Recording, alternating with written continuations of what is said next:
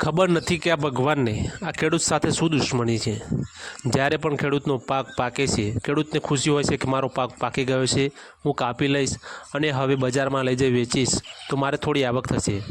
ત્યાં જ ભગવાનને શું દાજ આવે છે, શું ઈર્ષા થાય છે ખબર નથી કે વરસાદ વરસાવે છે, માવઠા કરે છે।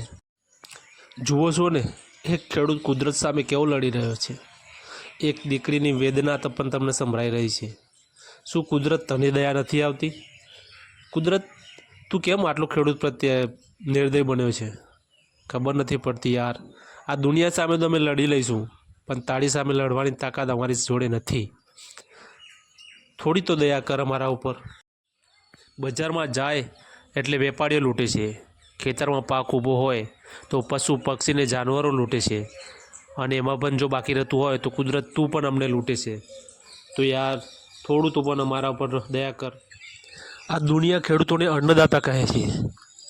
જો આ અન્નદાતા અમને કહે છે એ તારાથી ના વેઠાતું હોય ને તો અમારે નથી બનવું અન્નદાતા, પણ મહેરબાની કરીને અમને આવું હેરાન ના કર કુદરત, આવું હેરાન ના કર, અમારા ઉપર દયા કર। આ ખેડૂતને જીવવા દે। ખેડૂત દેવાદાર બનીને આત્મહત્યા કરે છે। આ ખેડૂત રડી રહ્યો છે। આ ખેડૂત ઉપર આવી નિર્દયતા ના દાખવ। હે ભગવાન, હવે તો કંઈક તું પાછું વળીને જો અમારા સામું, અમારા ઉપર આવું નિર્દયતા ના દાખવ। તને બે હાથ જોડીને પ્રાર્થના કરીએ છીએ, હે કુદરત, બસ બહુ થયું હવે, આટલી બધી